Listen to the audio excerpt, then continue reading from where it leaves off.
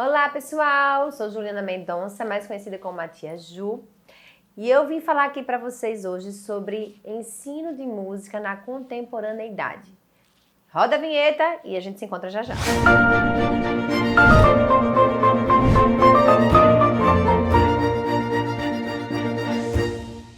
Você, educador, educadora musical, você já fez uma autorreflexão sobre a sua docência? Eu falo sempre sobre a importância de o professor estar sempre se qualificando. Na verdade, todo profissional ele tem que estar constantemente se qualificando, seja fazendo cursos, participando de congressos, aumentando a sua titulação acadêmica, quem sabe. Mas em quanto tempo a gente faz uma autorreflexão de como está a nossa docência?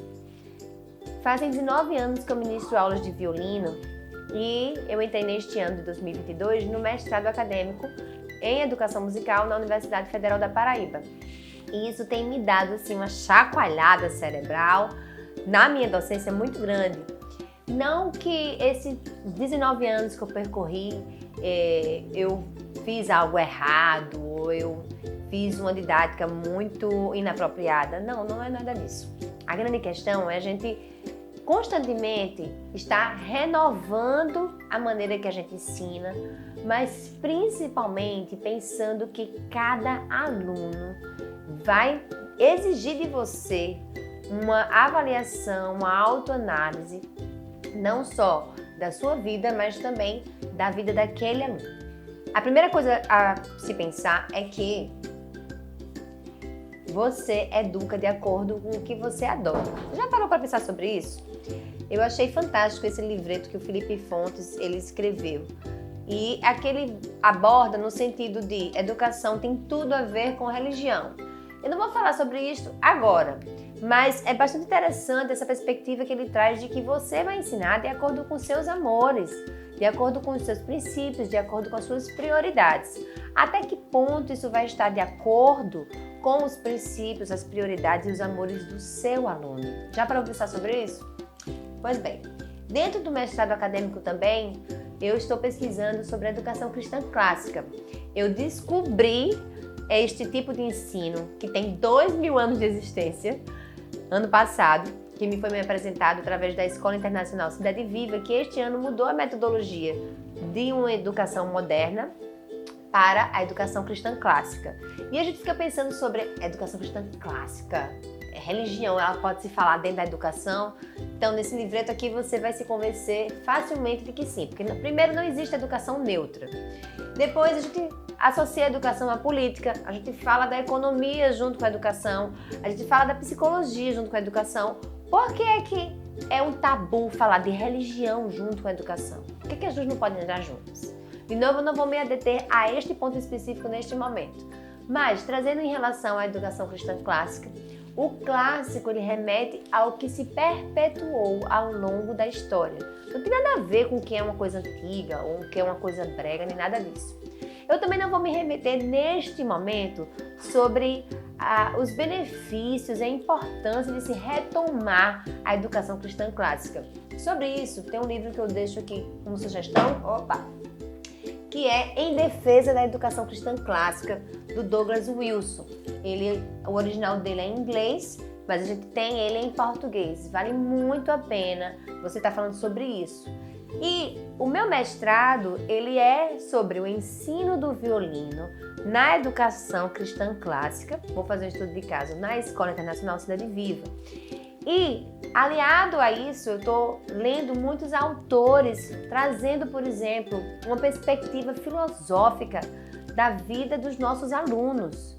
Até que ponto o professor, em sua rotina de sala de aula, em sua prática docente, ele olha para todos os âmbitos filosóficos que arrodeiam a vida daquele aluno.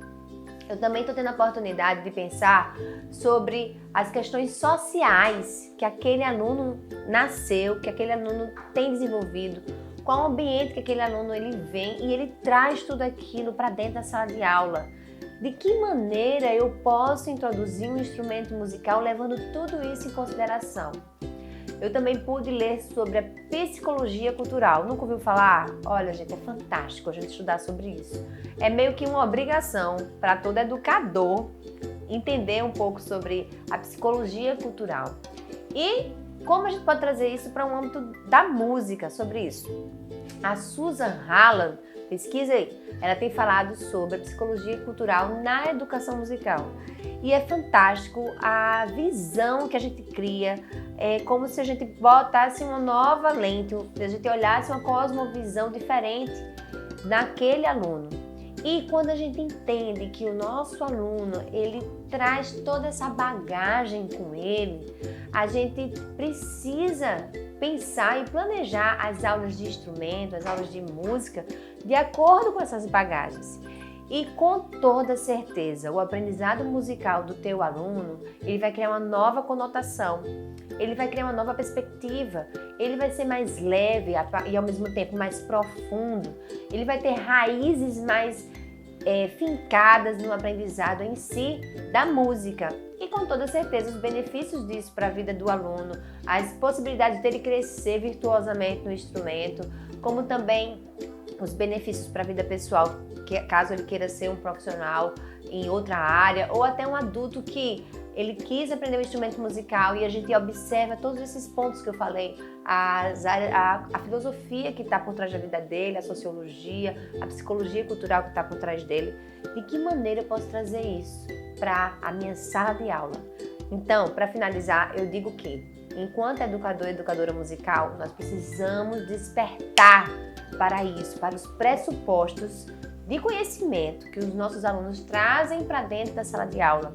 E a gente olhar para a educação musical na contemporaneidade traz isso como urgente, necessita de maneira urgente que os professores de música tenham esta visão, essa cosmovisão, tenham esse olhar realmente pensando. E para finalizarmos, eu um dia vou trazer aqui para vocês, muito em breve, um vídeo sobre a educação cristã clássica dentro da educação musical. Eu vou falar do trivium, que é a gramática, a retórica, a lógica. Eu vou falar do quadrivium, que são as duas partes da disciplina da educação clássica, onde tem as artes liberais.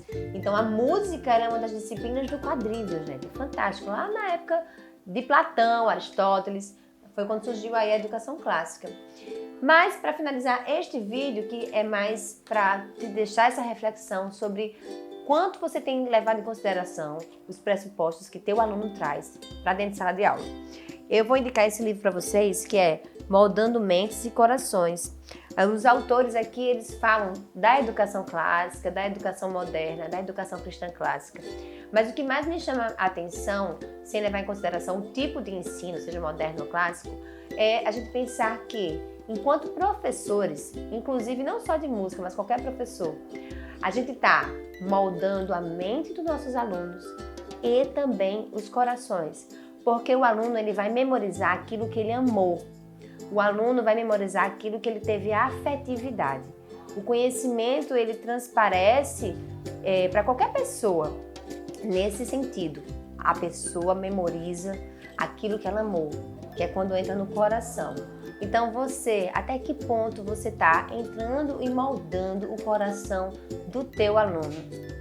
Fica essa reflexão, deixa teus comentários aqui, se você tiver sugestões, se você tiver curiosidades para a gente falar mais sobre o tema. Se você for um conhecedor dessa área da educação cristã clássica, eu tenho super necessidade de conversar contigo sobre isso. Se inscreve no canal, vai chegar muita coisa boa nesses próximos dias, nessas próximas semanas.